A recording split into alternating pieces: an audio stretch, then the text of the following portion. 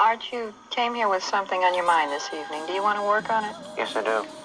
Okay, go ahead. A few nights ago, a few friends of mine and I were out drinking, and one of them got fairly drunk, and in the course of our parting conversation, he got a little bit raucous, and he started making some comments like "Jew bastard" and a few other ones that hurt me very much, because he's a good friend, and he hasn't done that before, and I thought that he was my friend.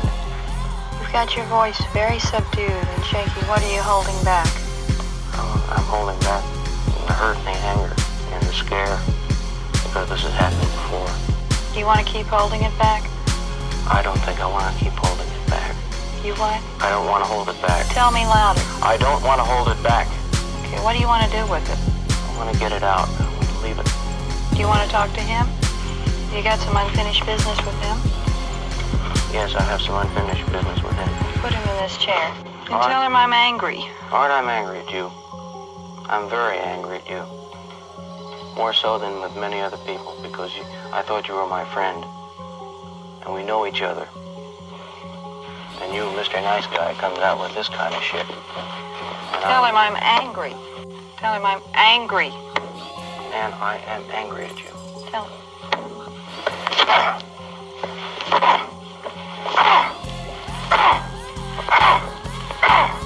Did you hurt yourself?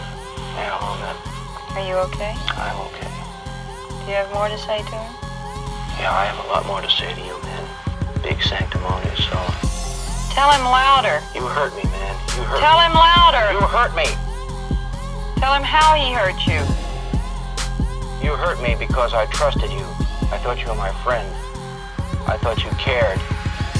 And I find out when you got a drink or two under your belt, you're the same old rotten shit that I've come across before. Tell him you're a rotten shit. You are a rotten shit, man. Big sanctimonious guy. Big, all nice guy. And you're a shit. And I don't like you at all. You're putting the lid on again. What are you afraid you're going to do, Art? Tell him that you're afraid to let him have it. I'm afraid to let you have it. What'll happen if you do? Then I'll get it. How will you get it? There are more guys like you than there are of me. I'm afraid of what's going to happen. Tell him what you think's going to happen. I think even if I beat the hell out of you, it wouldn't help. Someone else bigger would come along, do the same thing. Tell him that you're lost, you're hopeless. There are always more guys like him. Is that what you're feeling? I feel that there are more guys like that, more guys like you around than there are me. And I want to work this out. And here I meet you, and you're all friendly, and you're a neat guy, and all kinds of good feeling like that. But when the chips are down, you turn out to be a dirty bastard, just the same old rotten bigot. And I thought you were different. Tell him how you feel, that you thought he was different and he's not. I thought you were different because I thought you knew me as a person. Tell him how you feel that you were disappointed. I'm hurt. I'm disappointed about that. You disappointed me. Yeah, I'm shaking. What?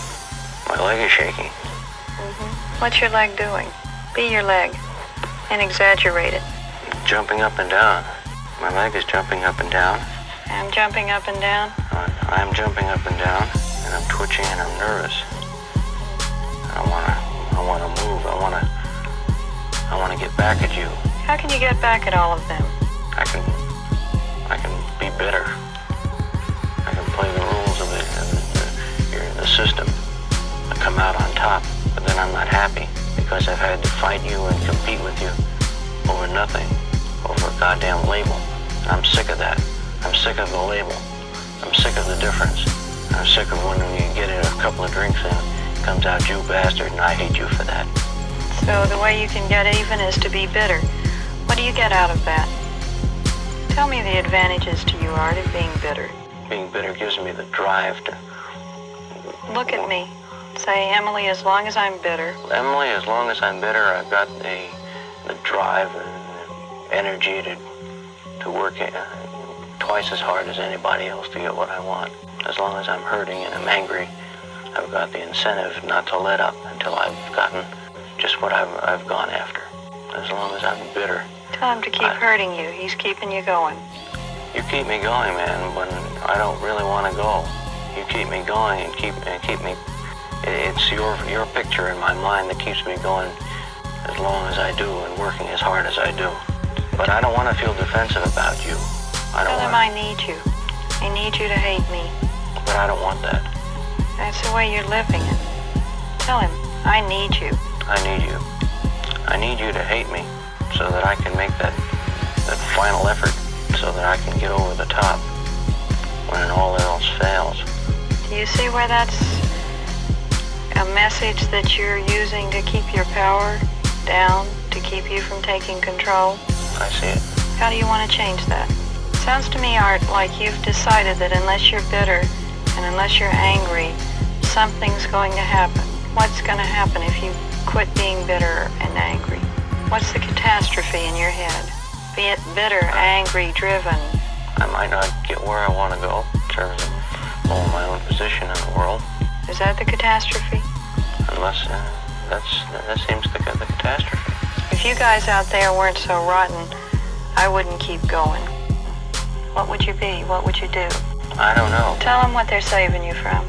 You're saving me from just falling back and doing nothing. Just going fishing. Just heading off and going nowhere. Are you ready to save yourself? I think so. I'm ready to save myself.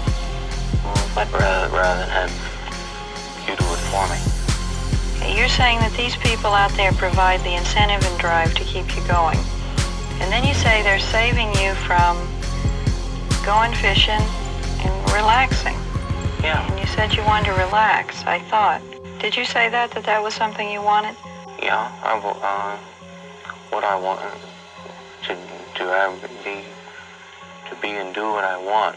Yet when the drive and incentive isn't there, I draw a blank as to what I want to do. Okay, what I'm hearing is that if it weren't for them, you'd be going fishing and just doing nothing and relaxing, etc., etc. So they really are double dirty because they keep you from having fun and they keep you driven.